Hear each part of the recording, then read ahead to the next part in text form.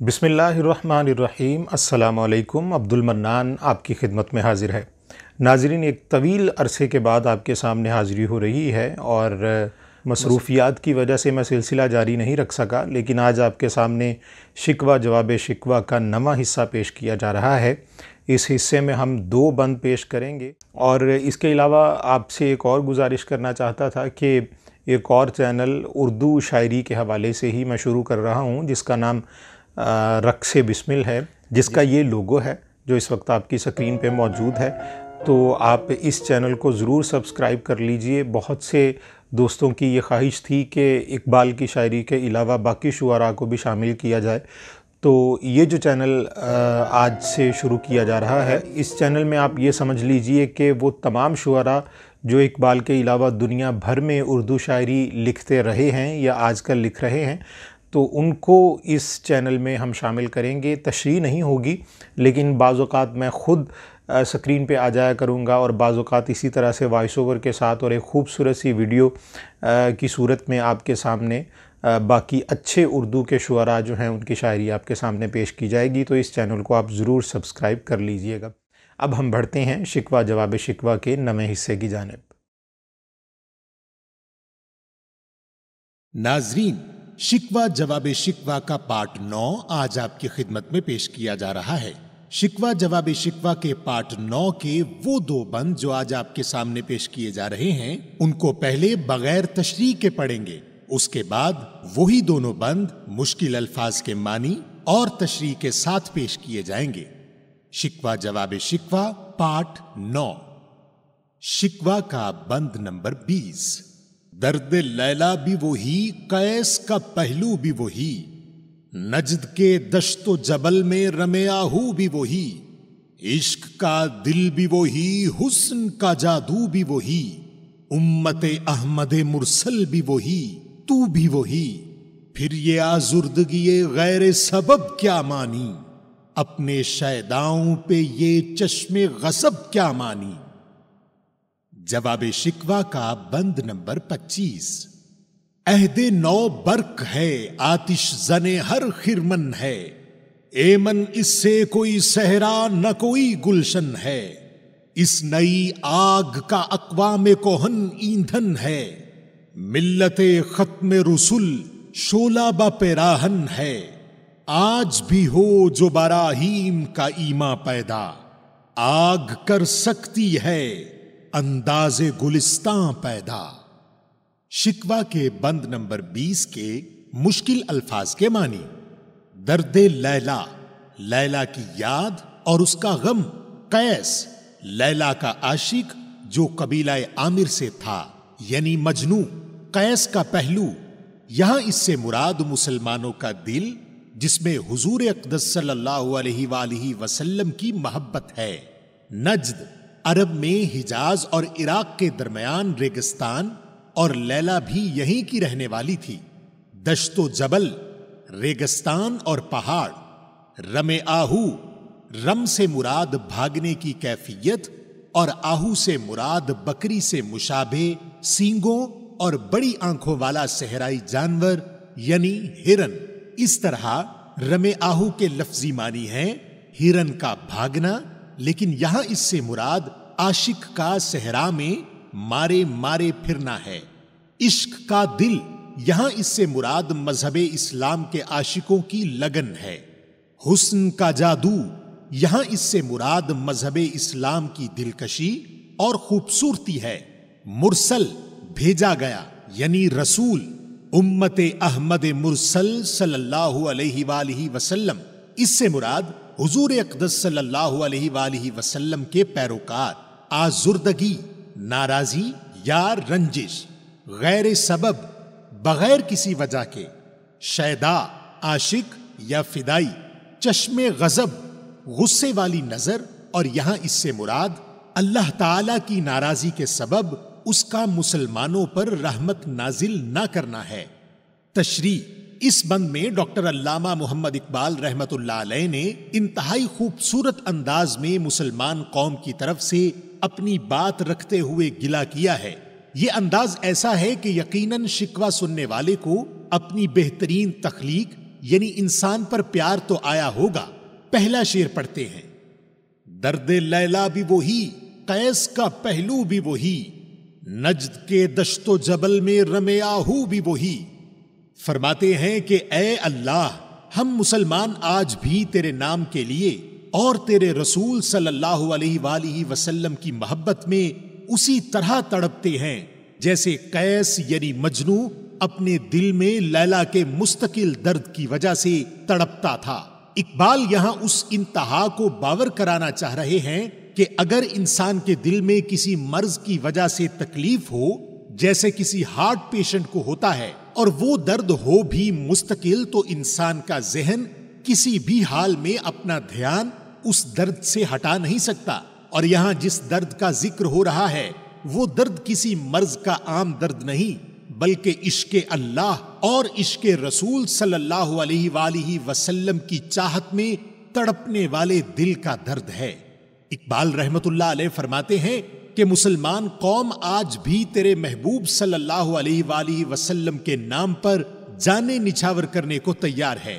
آج بھی اس قوم کے دل مجنو کے دل کی طرح بے قرار ہیں کہ کوئی تو ہو جو ہمیں راہ دکھلائے اور ہم تیرے نام کی سربلندی کے لیے نکل کھڑے ہوں۔ اور پھر اسی شعر کے دوسرے مصرے میں فرماتے ہیں کہ یا اللہ، جیسے عرب سے عراق کے درمیانی ریگستانوں میں مجنو کسی ہرن کی طرح تڑپتے ہوئے لیلا کے لیے مارا مارا پھرتا تھا، بالکل ویسے ہی تیرے محبوب صلی اللہ علیہ وآلہ وسلم کے ماننے والے در بدر ٹھوکریں کھاتے پھرتے ہیں۔ آج اہل مغرب تیرے محبوب صلی اللہ علیہ وآلہ وسلم کی مختلف طریقوں سے توہین کرتے ہوئے کتراتے نہیں ہیں، وہ اپنی حرکتوں سے ہمارے دل چیرتے جاتے ہیں اور ہم کچھ نہیں کر پا رہے۔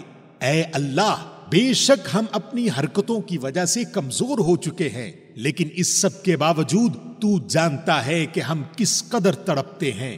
ملت اسلامیہ آج بھی ویسے ہی جانثاروں سے بھری پڑی ہے جیسے آج سے کئی 100 سال پہلے ہوا کرتی تھی۔ اب دوسرا شعر پڑھتے ہیں۔ عشق کا دل بھی وہی، حسن کا جادو بھی وہی، امت احمد مرسل بھی وہی، تو بھی وہی۔ فرماتے ہیں کہ آج بھی مسلمانوں کے دل عشق کی دولت سے مالا مال ہیں۔ یہ وہی دل ہیں جو عشق کے درد میں ہمیشہ سے ڈوبے ہوئے ہیں۔ ہماری غفلتوں کی وجہ سے ہمیں نظر انداز کرنے والے اللہ، ہم آج بھی دین اسلام کی دلکشی میں مبتلا ہیں۔ ہم آج بھی تیرے محبوب صلی اللہ علیہ وآلہ وسلم کے حسن و جمال کے دیوانے ہیں۔ اور دوسرے مصرے میں فرماتے ہیں کہ یہ امت وہی امت ہے جو کئی 100 سال سے تیرے بھیجے ہوئے نبی صلی اللہ علیہ وآلہ وسلم کے لیے اپنی جانیں دیتی آ رہی ہے۔ صرف یہ قوم اسلام ہی نہیں بلکہ تو اللہ بھی تو وہی ہے جو کبھی مسلمانوں پر اپنی رحمتوں کے دروازے کھول دیا کرتا تھا، جو کبھی غیب سے طاقتیں بھیجا کرتا تھا۔ اے اللہ، تو بھی وہی ہے اور ہم بھی وہی ہیں۔ اور پھر آخری شعر پڑھیے۔ پھر یہ آزردگی غیر سبب کیا مانی، اپنے شیداؤں پہ یہ چشم غضب کیا مانی۔ فرماتے ہیں کہ جب سب کچھ ویسا ہے جیسا ہوا کرتا تھا تو پھر یہ بے وجہ کی ناراضی کیوں ہے؟ پھر تو ہماری طرف کیوں نہیں دیکھ رہا؟ تیرے محبوب صلی اللہ علیہ وآلہ وسلم کے ماننے والے دنیا بھر میں اہل کفر کے ہاتھوں بے عزت ہو رہے ہیں۔ اے اللہ، تو کیوں ہماری مدد نہیں کر رہا؟ ہم تیرے اور تیرے محبوب صلی اللہ علیہ وآلہ وسلم کے دیوانے تھے، ہیں اور رہیں گے، لیکن تو کیوں اپنے شیداؤں کی جانب نہیں دیکھتا؟ ہم آج بھی تیری رحمت بھری ایک نظر کے انتظار میں ہیں۔ اے اللہ، تو کیوں ہم پر اپنی رحمتوں کے دروازے نہیں کھول رہا؟ آخر کیوں یہ دنیا ہمارے لیے آگ بن گئی ہے جس میں دنیا بھر کے مسلمان جل رہے ہیں؟ دراصل یہ آگ اس مغربی تہذیب کی ہے جس نے ہمیں جلا کر اسلام کے وجود کو متنازع بنا کر رکھ دیا ہے۔ اے اللہ، کیا ہم کبھی اس آگ سے پیچھا چھڑا پائیں گے یا نہیں؟ کوئی تو راستہ دکھا کہ جس سے ہم ایک بار پھر تیرے دین کی سربلندی اور اسلامی روایات کا بول بالا کریں اور ایک بار پھر تیری وحدانیت کا پرچار کریں۔ جواب شکوہ کے بند نمبر 25 کے مشکل الفاظ کے معنی۔ عہد نو، نیا زمانہ، बर्क बिजली या आग, आतिश जन आग लगाने वाला, खिरमन मुराद खेती, ऐमन खतरात से महफूज होना, अक़वाम कोहन पुरानी तहजीबें, मिल्लते खत्म रसूल सल्लल्लाहु अलैहि वसल्लम आखिरी नबी हजरत मोहम्मद सल्लल्लाहु अलैहि वसल्लम की उम्मत, शोला बा पैराहन कपड़ों में आग लगी होना, लेकिन यहां इससे मुराद तबाह होना है। ईंधन आग जलाने का सामान जैसे लकड़ी, पेट्रोल वगैरह। बराहीन मुराद हजरत इब्राहीम अलैहिस्सलाम, अंदाजे गुलिस्तां बाग जैसा माहौल। तशरी नाजरीन, इस बंद के तमाम अशार में कमाल किस्म की पेश गोइयां बयान करते हुए इकबाल ने बेहतरीन अंदाज में हकायक पेश किए हैं। इस बंद को पढ़ लेने के बाद आज भी ऐसा लगेगा कि इकबाल रहमतुल्लाह अलैह के 107 साल पुराने अशार आज भी अपनी आबोताब के साथ मौजूद हैं, जैसे आज ही लिखे गए हैं। बहुत ही शानदार अंदाज में शिकवा के बंद नंबर 20 का जवाब इसमें मौजूद है। पहले शेर की तरफ बढ़ते हैं। अहदे नौ बर्क है, आतिश जने हर खिरमन है, ऐमन इससे कोई सहरा न कोई गुलशन है। इस शेर में इकबाल रहमतुल्लाह अलैह ने नए जमाने की तहजीब यानी मगरबी सकाफत का जिक्र करते हुए फरमाया है कि ये जमाना किसी बिजली की तरह हो गया है जिससे हर खिरमन यानी खेत जल रहा है, और खतरा यहां तक बढ़ चुका है कि इस बिजली से कोई चीज, वो रेगिस्तान हो या बाग, वो शहर हो या देहात, वो अमीर का बंगला हो या गरीब की झोंपड़ी, सब के सब इस आग की लपेट में आने वाले हैं। नाजरीन, यहां हमें इस शेर को समझने के लिए उस बिजली यानी अहदे नौ यानी नए जमाने या नई तहजीब या मगरबी तहजीब के बारे में देखना होगा कि इस तहजीब में ऐसा क्या है जो इकबाल इस तहजीब को बिजली से तशबीह देते हुए इतना खतरनाक कह रहे हैं जो हर चीज जलाकर राख कर देगी। यहां पहले हम इस तहजीब का मुख्तसर मगर जामे जायजा लेने की कोशिश करते हैं। आप ये बात ज़हन में रखिएगा कि हम इस वक्त ऊपर दिए गए शेर की तशरीह में मौजूद हैं और मगरबी तहजीब के बुनियादी नुक्ते बयान करने जा रहे हैं।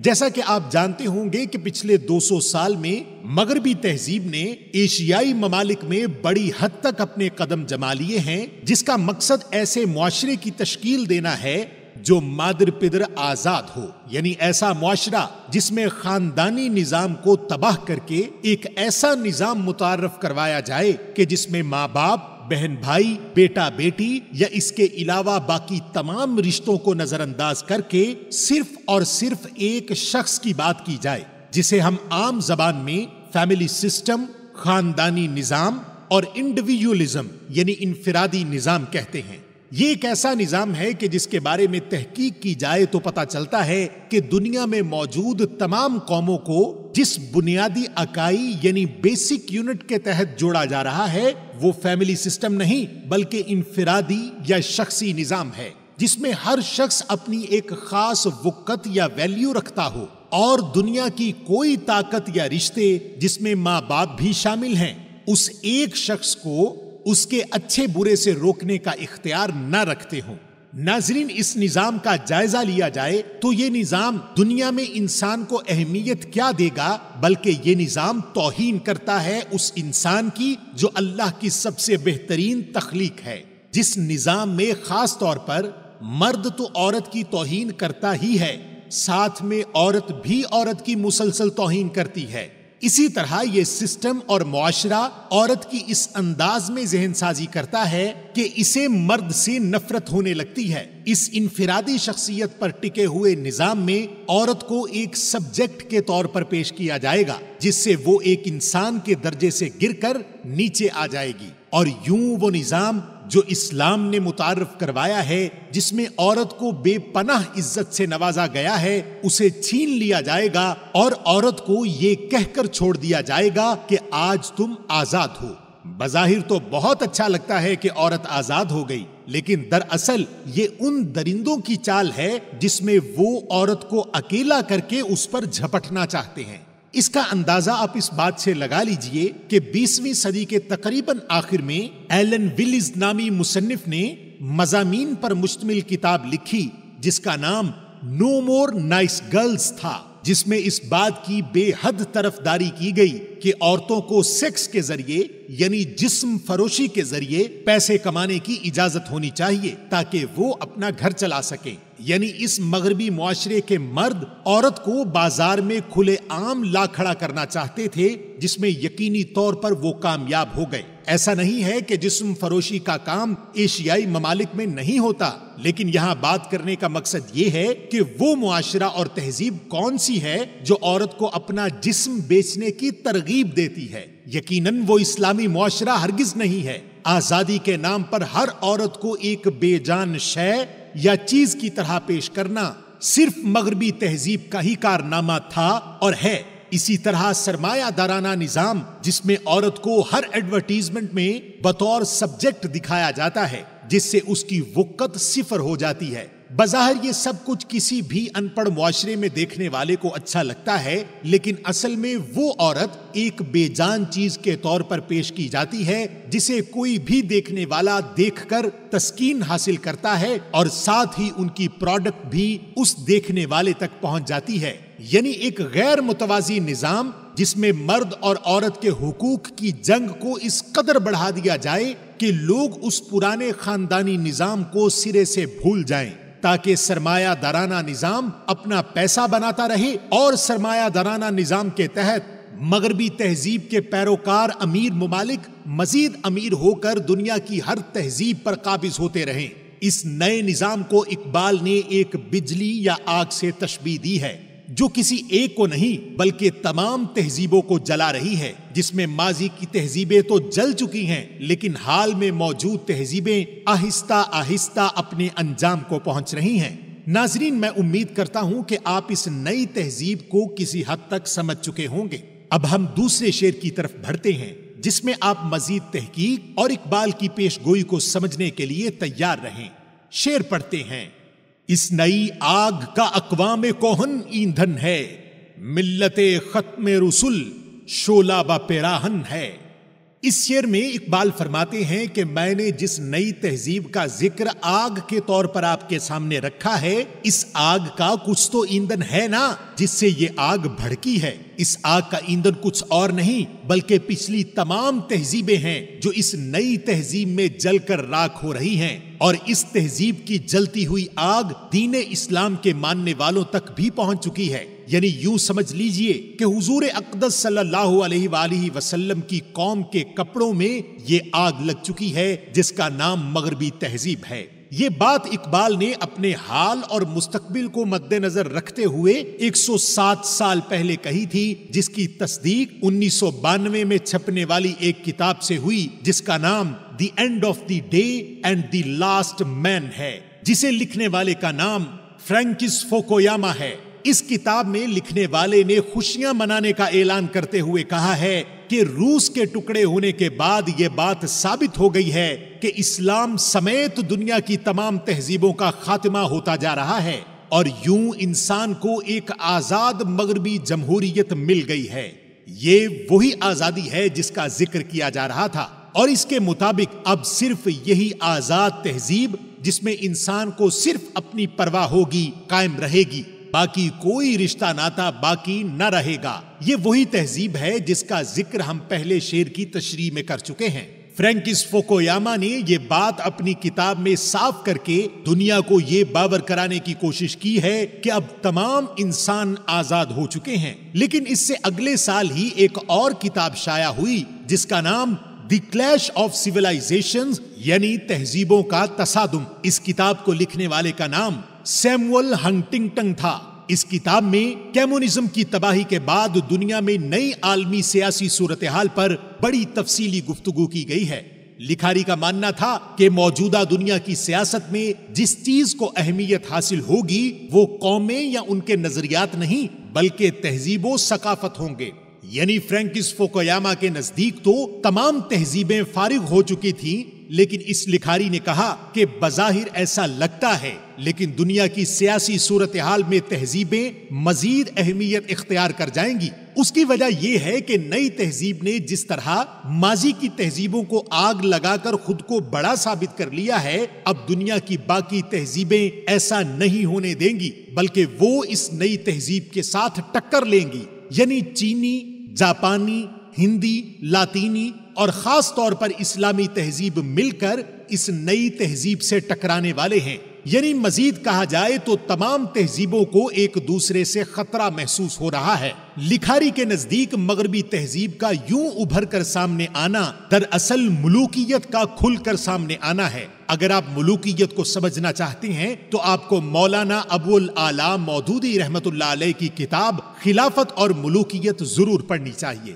ہنٹنگٹن کا ماننا ہے کہ یہ تہذیبوں کا تصادم مغربی تہذیب کو لے ڈوبے گا، لہٰذا وہ یہ چاہتا ہے کہ اپنی مغربی تہذیب کو بچانے کے لیے پورا زور لگا کر اسلام کو ختم کر دیا جائے، کیونکہ اسلامی تہذیب اس کے لیے مستقبل میں بہت بڑا خطرہ بن کر سامنے آ سکتی ہے۔ مصنف نے اس کتاب میں بتایا ہے کہ اسلام جہاد کے نام پر دہشت گردی اور انتہا پسندی سکھاتا ہے، جبکہ چین جو کہ اس کا ہمسایہ ملک ہے وہ امن پسندی کے ساتھ معاشی ترقی کرنا چاہتا ہے۔ لہٰذا کسی طرح چین کو اسلام اور پاکستان سے دور رکھا جائے تاکہ کہیں چین بھی پاکستان کے رنگ میں نہ رنگ جائے۔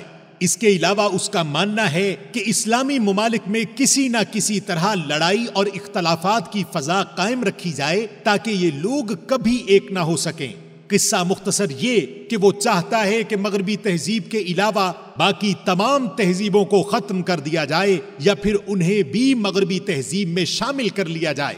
ناظرین، یہی وہ آگ ہے جس کے بارے میں اقبال نے اپنے اس شعر میں بتایا ہے کہ یہ آگ مسلمانوں کے لباس تک پہنچ چکی ہے۔